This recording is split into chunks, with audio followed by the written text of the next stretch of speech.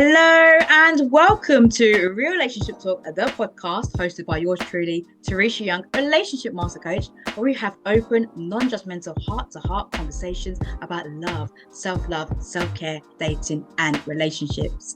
And for this episode, we have the return of Dr. Duana Welch. Duana, welcome to the show again. Thank you so much. It's a joy to be back. Oh, we had such an amazing conversation last time and received so much positive feedback about it. So I thought, let's have another conversation. But before I reveal what we're going to be talking about, I'm going to share a bit more about who you are and what you do for those who did not watch the previous episode, and also for a nice little recap. So Dr. Duana Welch, pronounced Duana, is known for writing and dating coaching that relies on science rather than opinion to help men and women find and keep the love of their lives. A former professor of Florida, California, and Texas across 20 years, she has contributed to NPR, Psychology Today, and numerous other outlets and podcasts. Her first book, Love Factually, 10 Proven Steps from I Wish to I Do, is now out globally in 5 languages. Its revised and updated edition released in 2022. Love Factually for Single Parents is the second book in the series, specifically geared for finding the right partner, not only for readers, but their families. She is an expert for Paired, the couples relationship app. Her client practice is global via Zoom and other technologies. I love sharing your bio, and I absolutely love the conversation that we had on episode 24. So if you have not had a chance to watch that episode, I would strongly invite you to do so. It was about unveiling the secrets, the science of love, where we talked about attachment styles, we talked about the science behind love, we talked about mating biology, intuition as well, how it's not woo-woo, and that in actual fact, it is a factual thing. Duana also shares her relationship journey, her personal definition of love, and what led her to doing all of the amazing work that she does. So I would strongly encourage you to have a listen. It's episode 24, and you'll be able to find that in the history of this episode show. Duana, today we're talking about people pleasing, aren't we? Yes, we are. We are indeed. And I know from experience, especially when I was a teenager, that I was a huge people pleaser for so many reasons that I would imagine you probably will touch upon today. So before I share anything personal, I would love for you to just explain a little bit about what people pleasing is and what your definition of it is. People pleasing is being agreeable to a degree that might not be helpful to the person who's doing the pleasing. So it means being so ready to accommodate other people that you might do things that aren't in your own best interest. That's really interesting. So when we say we might do things that aren't in our best interest, have you got any examples of those type of behaviors that aren't in our best interest? Yeah, having sex on a first date with somebody that you don't want to have sex with, but it's a first date and you think it's expected. Yeah. If you don't want to have sex, it's not in your best interest to do so, for example. Or introducing your kids really soon to a prospective partner when they haven't shown that they actually have earned the right to meet them. They may want the right to meet them, but if in your view, it's not in your best interest or your children's best interest to do so, it's not time yet. And kids are really, they're vulnerable. So, and people's physical bodies and emotions are vulnerable. So these are examples of times when the desire to please someone else superseding what we know our truth is not really necessarily the best thing for us. That is so interesting, because I'm thinking about, okay, so this need to be accommodating to please people. Is it something, therefore, that has stemmed from upbringing or culture or society? What's your thoughts on that as to why we tend to have these tendencies to people please? Yes. Yes. You give a bunch of reasons, and the answer to all of them. All of the above. All of the above, absolutely. And attachment style. Last time we were talking about how everyone's got an attachment style. It's the basic way that we behave in extremely close, intimate relationships. And when we're young, those relationships are with our primary caregivers, usually mom and dad. And when we're older, it's with a romantic partner or partners. And so it's everything you said, and it's attachment style, and it's all mixed up together. Think about what would have happened in the ancient past if a woman refused to accommodate men. Mm. Our psychology does not come from right now. It, of course, is shaped by right now. It's shaped by our personal history. But just like everywhere in the world, men want a woman with a 0.7 waist to hip ratio, ideally, and they're not even consciously aware of wanting that. Even blind men, even men who have never seen a woman. If he's a straight guy and you give him figures to feel, he'll pick the one that's associated with the greatest fertility. And that's not what I'm telling you is he wants something that his ancestors who wanted it, they left more children behind, and therefore that's why he wants it. He doesn't know that that's why. He just knows what he wants. Mating psychology is unconscious. Most of our psychology is unconscious, and most of it comes not from now, not from 40 years from ago, not from the country we're born in, but extremely distant humanity and what worked for them. And so, imagine that it's the beginning of an agrarian society. Women used to be God, but now men are. Yeah. Right? There was a time when God was a woman, but that was before agriculture. Okay. Once there was agriculture, there was accumulation of personal property. Once there was accumulation of personal property, women were considered personal property. Okay. And what happens if your personal property is not agreeable? It's not going well for her. So women would have, as a survival mechanism, been accommodating. And you and I are the inheritors of what worked for our ancestors. Women are more likely to be extremely accommodating than men are. But so are people with lower self-esteem. They're more likely to be very accommodating, especially if they're women. Sometimes men become even less accommodating if they have low self-esteem.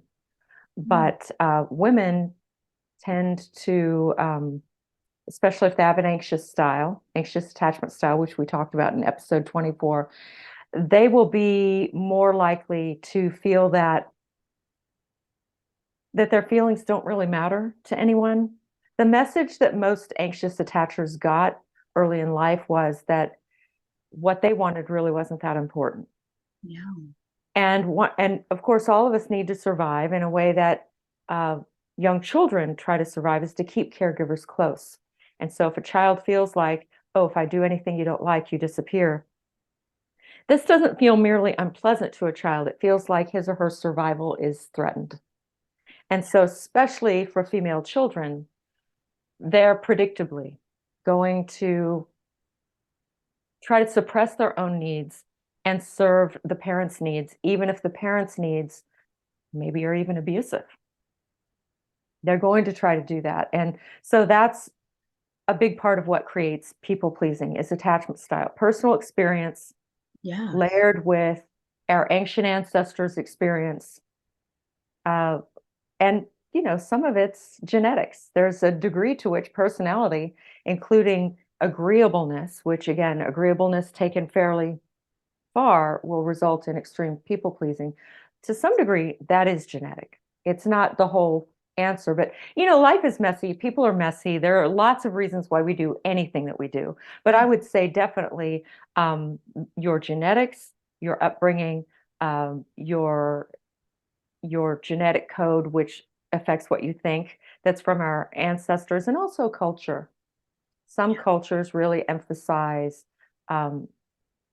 being people pleasing more than others. Most cultures that are considered Eastern cultures are cultures where women, especially to this day, are expected to be extremely accommodating.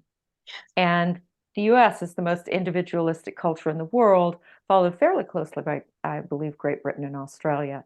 So in cultures like those, what I want is important. So those are some of the reasons. That's some of the places it comes from, not just one. So that's so enlightening as well, because when we hear that there's an element of genetics that are at play, we think, oh, okay, well, for me personally, I'm thinking, oh, okay, that makes sense. Everything that you shared there makes some sense to me. And then I think back to my behaviors when I particularly was a people pleaser. And this is something that I work on. It's kind of like you find elements in your life and in your world where you think, oh, am I being overly accommodating here? Am I being overly agreeable here? And I do catch myself sometimes and I have to say, oh, Teresha, and why might that be? So when I think back to my childhood, for example, and I think about my teenage years when I was at school, I was a people pleaser. I was. And the reason being is that I didn't feel that I necessarily fitted in with the in crowd or the popular lots. And for me to be a people pleaser in that way, I found that I was seeking validation from them. I was doing my best to act differently to who I was. I was naturally a quiet person, reserved, quite shy, but I almost had to become a little bit of an extrovert and push myself way out of my comfort zone in order to people please. Now, it wasn't pressure from them. It was my own pressure. It was my own um, desires or beliefs about myself that made me take those actions when I was growing up. And it really took some time for me to sit back and think, okay, so how can I do things differently? And that took some inner work. So I would be, before I share, the kind of work that I did, I'll be so curious, Duana, for you to share what kind of things can we do when we notice that we are people pleasing in order to shift us to more positive behaviors and actions. Well, I'd like to emphasize first that wanting to care for others is a beautiful thing. It's not a defect. Yeah. It's only when in the act of accommodating others, we do something that in our gut we know is wrong for us, or it belittles us, it diminishes us in some way, it puts us at risks that we would not want to take if we did not feel some sort of pressure. That's what we need to curb. So the first thing is just noticing. The first, I mean, you know this as a cognitive behavioral therapist, the first step always to changing anything is to notice that it's happening, and to notice without being angry at yourself. Yeah. To think, oh, wow, I'm not feeling comfortable right now. Just notice. Even if you do the same things, just notice. Noticing is the gateway to change. So noticing is first, and then redirecting, asking yourself, I don't feel right about that. What would I rather do?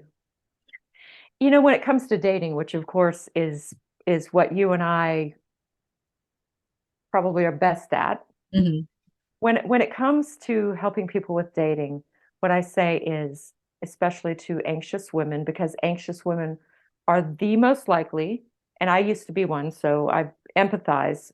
We are the most likely to suppress our needs in order to please a partner.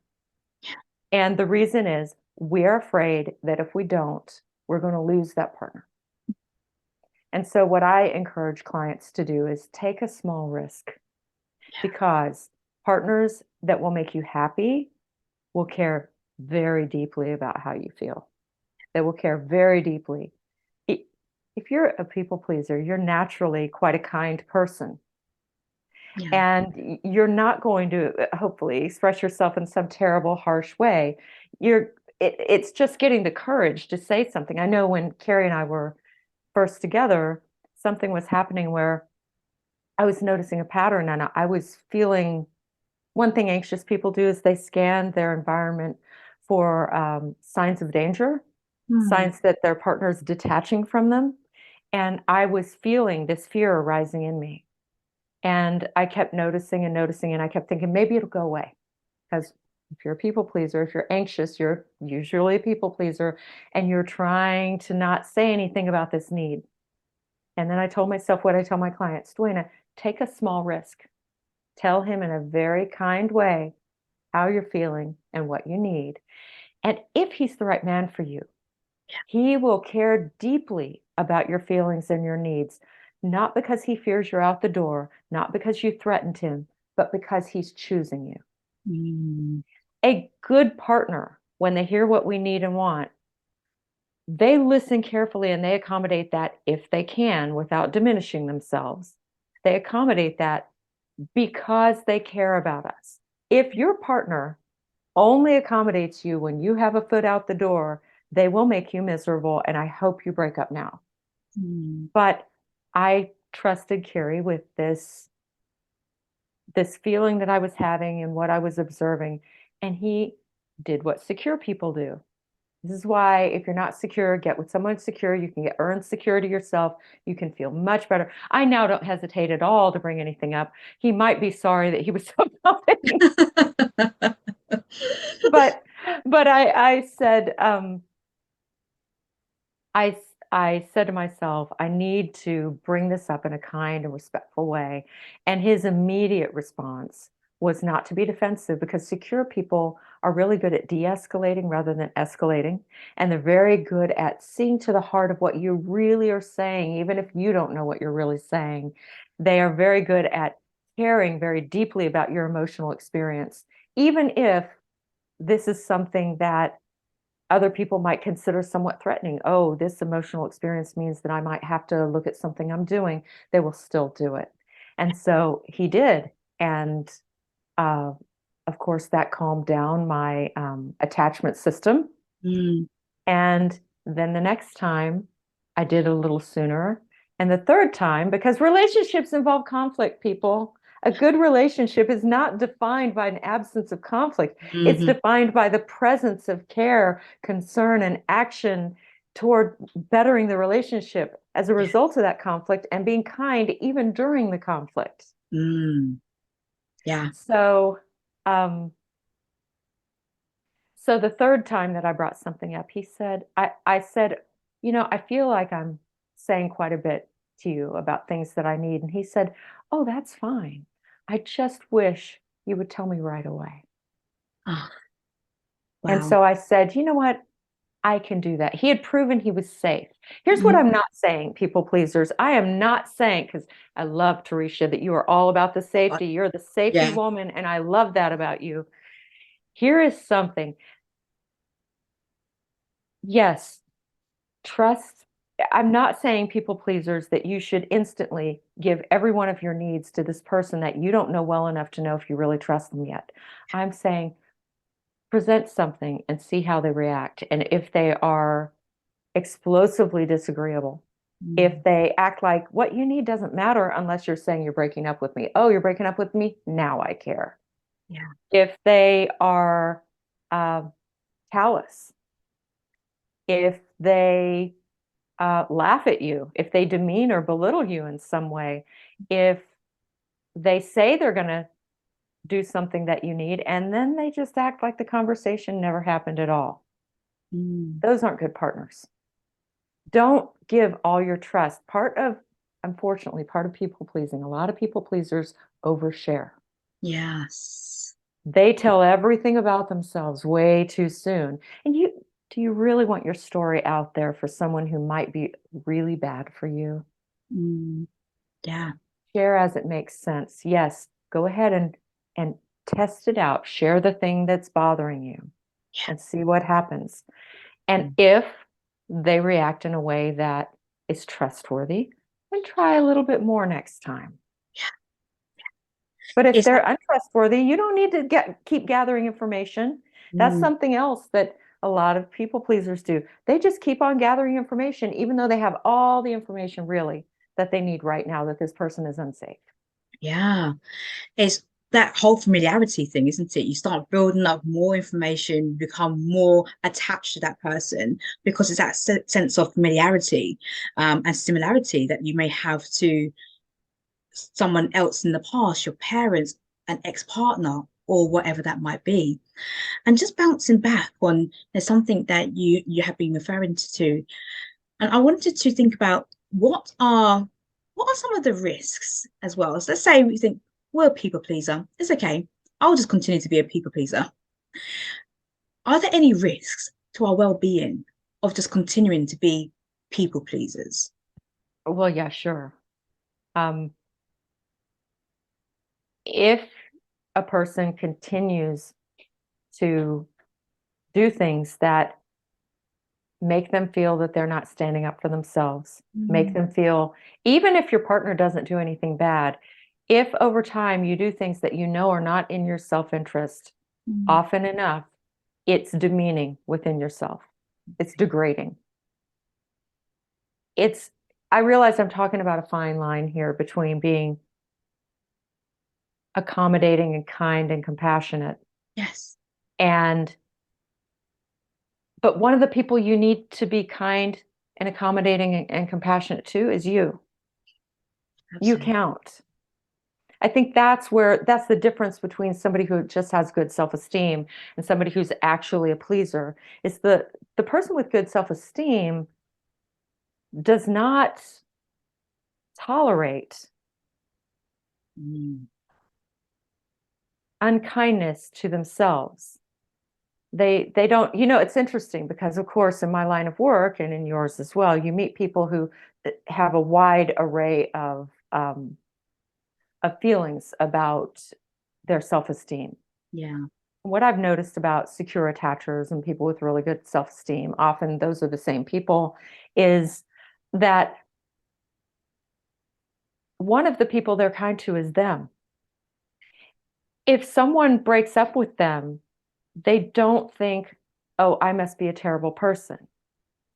They think, oh, well, people break up for lots of reasons. Clearly, we weren't a match. One of the things that secure people and people with good self-esteem think is, well, one of my major criteria for being in my life is that you want to be in my life. If you don't want to, by definition, this isn't right for whatever reason, and now I'm going to maybe be sad for a little while, but I am going to move on. Yeah. It's that confidence, inner confidence and self-esteem. When you were speaking back to that, one of the first steps you can do in order to be able to manage and navigate people pleasing was to notice when you can be. And that's such a powerful thing, of course, with my cognitive behavioral therapy background there, is to notice.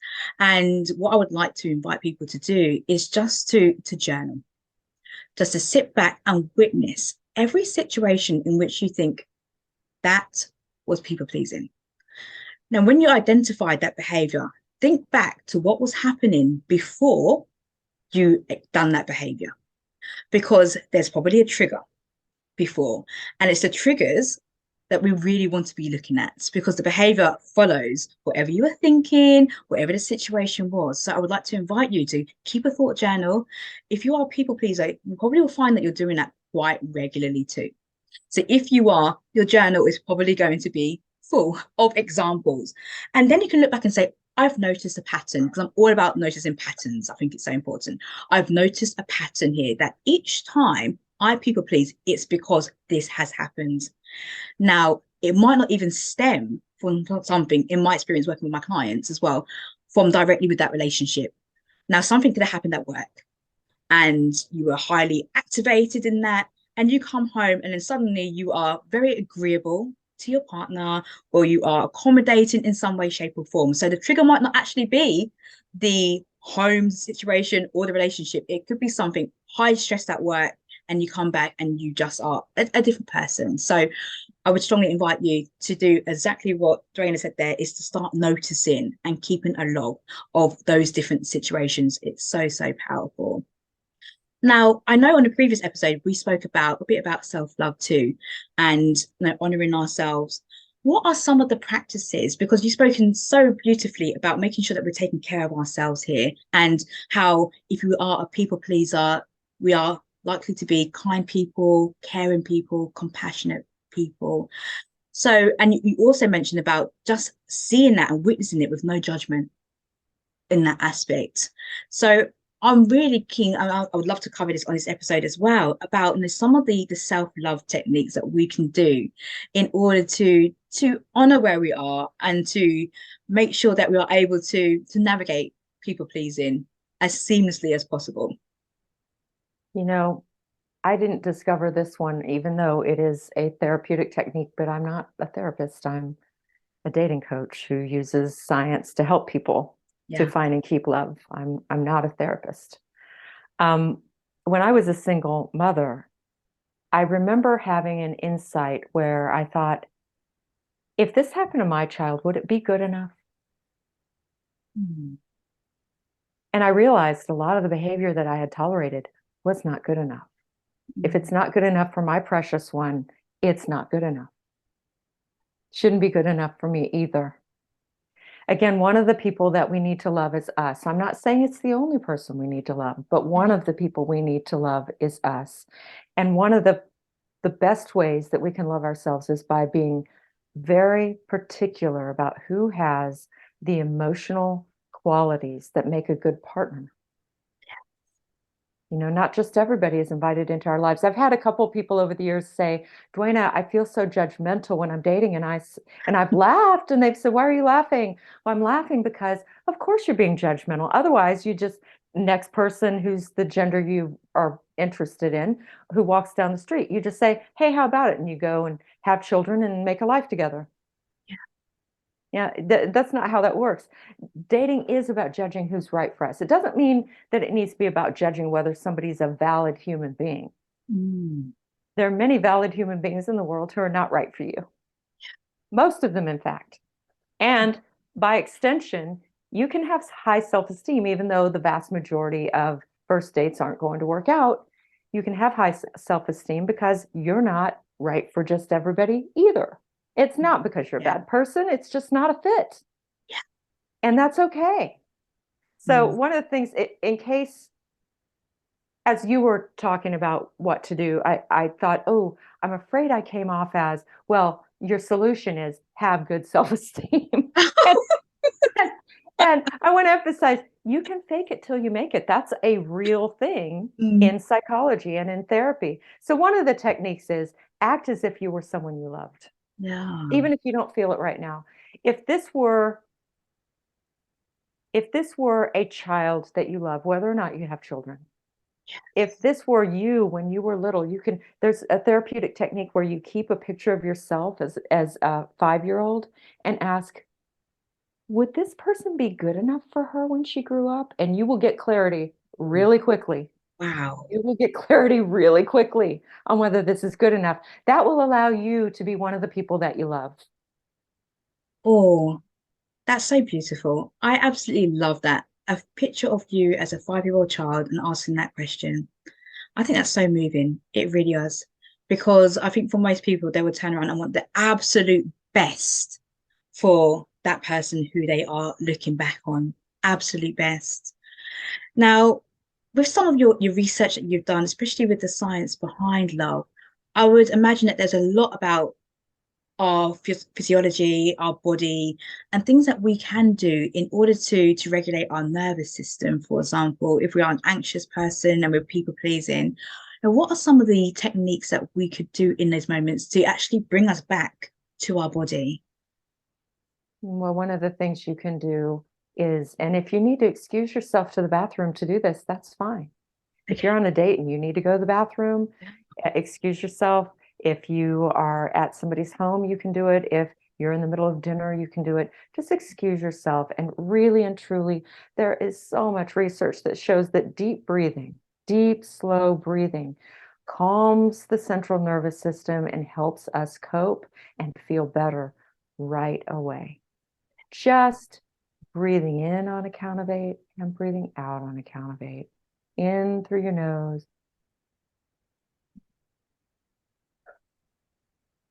out through your mouth. I mean, I felt relaxed just doing it once. Yeah, yeah, me too. I was doing that right when you were talking then. I thought, yep, I feel Yeah. really relaxed. And Mm. people, scientists, it's funny, the first scientist to study meditation was, I believe he was at Harvard, and he thought meditation was just bunk. He just didn't believe that it had any value. And so he asked some Tibetan monks to allow him to study them. His idea was he was going to debunk this whole thing. Yeah. And it turned out that by every physical measure, they were thriving during and after their meditation. By every emotional measure, they were thriving. And there are now experiments, meaning we've got cause and effect, that prove that meditating helps people be more calm. When you're more calm, you're able to take that step of noticing. It's hard to notice when you're feeling super anxious. It's really a big ask. Mm. And so other scientists have come along and said, okay, well, which piece of meditation is really the important piece so that we can get the maximum benefit? And really, the important piece is just if you can find even 5 minutes a day at any point in the day to sit still and breathe in for a count of 8 through your nose and breathe out for a count of 8 through your mouth, just for 5 minutes. You can just set a timer. You don't even have to stop your thoughts from wandering. I understand meditation. You're supposed to just focus on your breath or focus on a mantra or something. You don't even have to do that. A lot of people don't meditate because they're doing it wrong. It's Yeah. almost impossible to do it wrong if the only thing you're doing is sitting still, breathing in for a count of 8 and breathing out for a count of 8 until the timer goes off. Yeah, 10 minutes is even better. People who really are into meditation, they've got a certain time of day, they have a certain place they sit, they have a certain posture that they're in, they have a mantra, or they have a way to clear the mind of thought. For a lot of us, and I'm including myself there, I'm terrible at meditating. You don't have to be good at it, it turns out. I'm Mm. sure it's even better if you are good at it, but it's a high bar. Like you're already struggling enough with other stuff. Don't set yourself up for anything but success here. Yeah. Just there's even on YouTube, you can type in 8-second harp and you'll find tones going up for 8 seconds and tones going down for 8 seconds and it'll do that for 10 minutes. You don't even have to count. You just breathe while the harp's going up and exhale when the harp's going down. Mm. Yeah. There are lots and lots of ways to feel more self-loving. Another way is just if you ask yourself, what would I do if I really loved myself? And one of the things you might really do is give yourself more rest and better food if you can. If you can. I understand not everybody can, but give yourself more rest and better food if you can. Yeah. Give yourself a little bit of exercise if you can. The research shows that even if all you do is walk at a moderate pace for half an hour a day, 5 days a week, it's got the same impact as taking an antidepressant. And the even better news is the 30 minutes don't have to be 30 minutes in a row. It could literally be I walked 10 minutes here and then I needed to walk 10 minutes to get there and then I walked 10 more minutes. Yeah. It could be that. That's all legitimate. Mm. I love all of those techniques that you have shared there. And when I first got into my meditation practice, I had to start with guided meditations actually, before I was able to just sit in a peaceful, quiet meditation. And that really helped me on my path. And also just witness what was coming up for me and to say it's okay. Even if I was meditating and I started to feel really emotional, I would say it's okay. Allow that to be. Don't try and push it away right now. Just allow yourself to feel. And what you've shared there is so, so important. The breath work, the meditation. And what was also showing up for me as one of the techniques that helped me too was visualization. So to imagine myself as you said, act as if. So the power of the mind was to act as if I was that person who was fully pouring into myself. When I started to look at my people pleasing behaviors and say, so what's the reverse of that? How can I reframe that thought and that behavior and to really tap into the visualization process of it? And I used to do, 10 minutes a day, 15 minutes a day of active visualization, just seeing myself in that position. And then building upon that, my affirmations on top. Because for me, the affirmations really helped me to be able to believe, to reframe my thoughts, my feelings, and my behaviors about how I saw myself. And I had to start, and this is what I encourage my clients to do, building up evidence for the person who I desired to be. So, for example, I wrote lists of positive aspects of myself, at least 10 positive aspects of myself. And then I was like, okay, oh, you've got that? Oh, Mm, yeah. Oh, yeah. yeah. And it's on my phone where anytime I need to look back and add something or change, I can do it on my phone. absolutely amazing. It's self-affirming. And those positive aspects were a game changer for me. I had a coach at one point and she said, get an image of yourself. So I thought, oh, okay. So a picture of myself. And she said, and like a spider diagram, I just want you to write from that image, I am, I am, I am. And I put this on a massive A, was it A3 piece of paper? It was, I actually think it was flip chart paper. It was massive. And I had a picture of me in the center with arrows saying I am. And I put it in my bedroom, stuck it up with some blue tack. And I looked at that every single day and I affirmed that to myself. And it sounds like, does this stuff really work? It works for me. And I know it works for so many people because then you start to create new habits. The brain starts to get used to that, starts to build up evidence for it too. I look back on my accomplishment. Okay, I don't feel like I'm a very successful person. Oh, really, Teresha? But look back over the years and acknowledge your accomplishments over the years. But Also, yeah, yeah, also if you're struggling to think about your confidence, for example, or you're struggling to think about your accomplishments or positive aspects of yourself, turn to people who love and care for you and ask them to say, I'm just curious. Now I'm working on my self-esteem right now. What's one good thing about me? What's one positive aspect of me? So sometimes it's not very easy for us to go within and find that, but we can turn to people who are close to us, who care for us, and they can give you some really honest feedback. Take that on board and start to really embody that. And that's what helped me to navigate some of my people pleasing tendencies. I And love that. And I really love that you're so specific because a lot of times the affirmations that don't work are things like, I'm a good person. Yours are much more specific than that. You're asking, what's something I'm really good at? What's something you really like about me? They're not going to say just, well, you're a good person. They're going to get more specific than that. they They're going are. to say, they're going to say, when you walk into a room, you can feel positive energy rolling off you. That's what I would say about you, although I've never walked in the same room because you're in the UK and I'm in the US. But I feel the same about you. thank you. But there's another research proven technique too.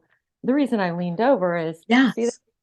Whoa, okay. these are my lists of things I'm grateful for over the past 2.25 years. Wow, Drainer. That's incredible. And this one says gratitude journal. They all say that on the front. April 23rd, 2023 Sunday to June 11, 2023 Sunday. Amazing. And the research, you only have to list 3 things, but I find once I get going, I'm like, oh, and I'm grateful for that, and I'm grateful for that.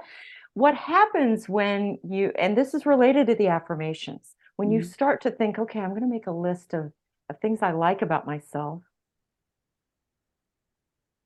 I'm not going to be able to come up with that whole list right now. It keeps your mind focused. It's retraining your brain, like you said, to be positive about you. When you do this, what you're doing all day, because this is best done before bed. What you're Mm. doing all day is you're looking for things to like, Yes. which is wonderful training for feeling good about yourself and about Mm. your life. You know, I mean, some days it's like I've got on here watching Tom Jones with Carrie. That's one of the things I was grateful for that Yeah, day. Yeah. brilliant. And these don't have to be earth shattering. Some days when I was really sad, the thing I was grateful for is that I had good health and a Mm. roof over my head. Yes. I Yes. mean, there's so much that you just realize, oh, lots of things go well for me. Mm. I love the power of gratitude. I'm completely grateful for the fan that's circulating in my living room right now because it's humid here in the UK. So I'm extremely grateful for that. And as you said, it doesn't have to be massive, massive, massive things all of the time. It can be smaller things too. And I strongly practice gratitude myself. I love to go on gratitude walks and just really notice what I'm observing. It could be, wow, I really love how strongly colored that red car is. But you just Mhm. start to train your mind. I really appreciate your red top that you're wearing right now. It's beautiful. It really enhances your features, Duana. So, and I receive that too because I see that as beauty. I call it see the beauty. I see the beauty on the walk, see the beauty in things. And I read a book many years ago, which I'm sure many people have read too, listening to this, which was The Secret, and read that book. And they spoke about the power of a gratitude rock. I think it was in The Secret, or it was a follow-up book after that, where you just anchor a rock, for example, any rock, and each night before bed, you would just hold it and you just anchor it and you just will tap into it. So there's so many different gratitude practices that you can do. Just what you're doing, Edwina. Gratitude walks, a gratitude jar. Some people put their little gratitude notes into a jar and keep it and look back and reflect upon that. Gratitude walks. But there is so much power behind gratitude. And we're sharing all of these techniques. And you might think, but how is that linking to people pleasing? It is a huge link. It is, because we are trying to get beneath the surface to say, why is there the tendency to people please? Also, something I wanted to add there is that when I am practicing these things, such as gratitude, and also for my clients, what I like to encourage them to do is really tap into how it makes them feel. I am grateful for, why I'm grateful for it, and how does that make me feel? Because it then, when you get into the feelings of it all, and also we are in a feeling-based universe, we really start to manifest more of that. You start to manifest more self-esteem, that confidence, the ability to be able to speak our truth with not having that fear of judgment. Because a lot of times when we have that fear of judgment or worried about how our partner might respond, is because we might not be necessarily feeling that element of intimacy with that person too. And then it's asking, okay, so where has that come from? Duana, something I wanted to actually bounce on as well is, what if you are the partner of somebody who is a people pleaser, for example? What kind of actions could you take as the partner of a people pleaser to help that person to overcome that particular behavior? Well, that's a great question. I did not anticipate that one. I love it though. There's an exercise that I've developed for my clients who are entering a relationship or are in a relationship, and I've been doing it in my relationship for a couple years now.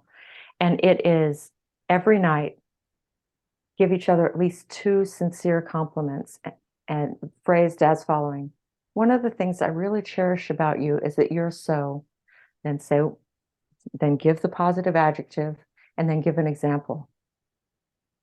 And that's going to help people feel better about themselves, because you feel cherished by your partner every day. And just like and Carrie and I do that. I've got my thing that I do on my own, but we also every night tell each other at least 2 compliments. And it makes you look for the good in your partner all day, every day. It's a wonderful thing, and it will help the partner who struggles with not feeling worthy enough to have their needs met. It will help that person to feel safe and loved. Oh, that is such a beautiful, beautiful exercise to do with your partner. And even if you're not living with your partner, you can still have a phone call or a text message or whatever communication you're doing to share with them what you cherish about them. That's so, so powerful. And what you cherish about them, what you love about them, what you respect about them, what you admire. There's so much that you could go into. Actually, you probably would end up with a huge list when you think about it, but just one thing, just one thing, just one thing tonight. But I really love that as a technique. I think that's really powerful. Again, it's for that person, for the partner, to be noticing people pleasing tendencies as well, and feeling confident to bring it out, to call it out, to say, no, I've noticed that I may say something and you tend to agree a lot. And I'm just curious as to whether you do have a different opinion. It's completely safe for you to say something else. If you don't agree with what I said, it's to create that element of safety, because I'm huge, as you said, Raina, about safety in a relationship, safety and love. And it's really important that we do that in order to help us to navigate these people-pleasing tendencies. That reminds me, a lot of times anxious attachers, when they are people pleasing, they're doing it because, in part, they're really hoping that their partner will do some of these things for them. And it will help the anxious attacher if they actually just say, I would really love X sometimes. It really helps them. I love to flirt, but I'm not going to flirt with anybody but my husband. But I love it. The repartee, the kiss that you don't expect. I love all of it. To me, it's just a spice of life, and it's only for my partner, so nobody else. And so Carrie's just, he's a ray of sunshine everywhere he goes, but he doesn't necessarily feel that same way. And so I said, I would really love it if you flirted with me twice a day. And we talked about what that would look like. Yes. And if it's not happening, which is rare, I'll send him a text that says, reasons I have not flirted with my wife today. A, I was just about to do it. Yeah. Before this text. B, I actually did it and you don't remember. Yeah. Just funny. But Yeah. in other words, there's two sides of it. One is if you notice yourself people pleasing in particular ways, like I was flirting more and more and more, you might just go ahead and say, you know what I really like? And just go ahead and ask for it. Remember, a good partner, when you ask for it, will try to accommodate you. They will try. One of our wedding vows was, I vow to love you the way that you want to be loved. Oh, wow. Which is different than I vow to love you the way that I already feel like loving you. Yeah. And so, you know, when you're in a relationship, assess for, does this person want to be there for me? Do they want to love me the way that I want to be loved? Not just do they dig in and say, look, this is the way I love, take it or leave it. Because the take it or leave it camp, that's not going to work out very well. So just look for that. Now, so my part was saying, hey, could I have this, and being really specific. And the part of the person who is not as prone to people pleasing, the person who maybe already has very high self-esteem anyway. I'm not talking about sociopaths who just don't care. I'm talking about somebody who's kind and compassionate, but just they go through life feeling pretty secure, so it doesn't occur to them. They figure you'll say something if you want something. To those people, I would say, when you notice that your partner does a specific thing for you over and over again, this is something that almost surely they would like from you. You will just make this person's day if you just add a little bit more of that into your partner's life. Is that acknowledgement, is that awareness. And I think it's so important. And to express that gratitude when your partner is meeting your desires, they're acting the way. Show appreciation for that. We love praise. We love praise and acknowledgement, as people too. So to acknowledge it and to say thank you. Now, even if sometimes you think, oh, they should be doing it anyway, then that's an expectation. But we all have choices. Nobody should be doing anything in that sense. So I would say to make sure that you go out and just to be grateful and to give that praise where praise is due. Something I love the way how you were you're flirting with your husband and the message that you said, the jokiness. I think playfulness and curiosity in a relationship is so healthy. Now, what would you say, for example, you've expressed your needs to somebody and they haven't done it? Do you call them out on the first occasion, or do you just say, I'll wait 2-3 times and then say, I've noticed? What's your thoughts on that? How soon do you let somebody know that your needs and your desires have not been met? It's usually best to very kindly bring it up the first time. It's hard. It's hard because those of us who are anxious or people pleasers, we feel like we don't have the right to do it. Yeah. But things don't get better by letting them slide. Now, people will work for praise. So you want to go into that conversation with the assumption they want to do what I need. It's just not top of mind, as opposed to they just don't want to do it. Okay. Okay. So, and again, I've done this myself. My clients also do it, but just saying, and in fact, you can have a conversation if it's really something that's, again, most people's natural inclination is to love the way that feels loving to them, not to love you the way that you want to be loved. It's hard. Yeah. I recently realized that there were things that feel like love to me that very much don't feel that way to my husband. And then I had compassion for the other side. I'm like, oh, I'm catching myself doing this thing that doesn't feel great to him. It feels great to me. Yeah. So gently, very gently come up with a plan if it's something that you're going to need routinely. Mm. Like, hey, how about if at the end of the day, we talk about whether this changed or not? Okay.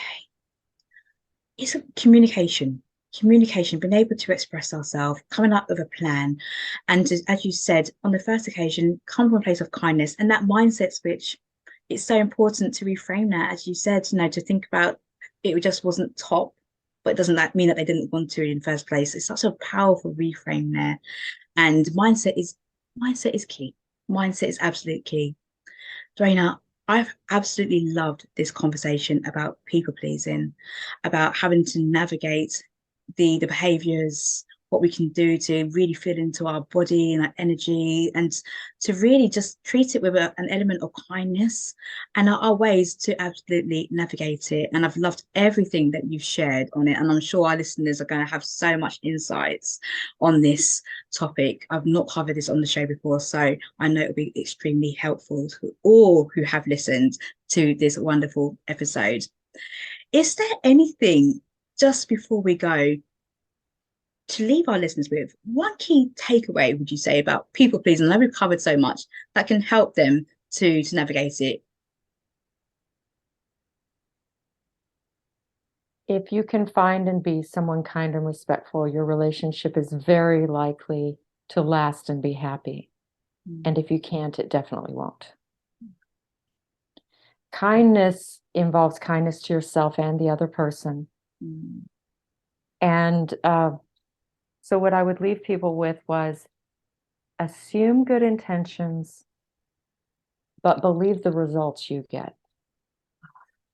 If I'm not saying be Pollyanna-ish about it, where you just say, oh, I must always assume good intentions. If you put gas in your partner's car and they scream at you because you didn't put the right kind of gas in, I don't want you to continue presuming good intentions there. Oh, yeah. What I'm saying is, when you're starting an interaction with someone who has shown that they have good intentions toward you, look for good intentions. Those of us who have had or still have an anxious attachment style, and really everyone who doesn't have a secure style, we tend to presume bad intentions when we are disappointed. Presume good intentions at first, but collect data. And if it turns out this person is not kind and respectful to you, please move on without continuing to collect data. A lovely, powerful message there. Take that on board. Absolutely take that on board. Duana, where can people reach out to you?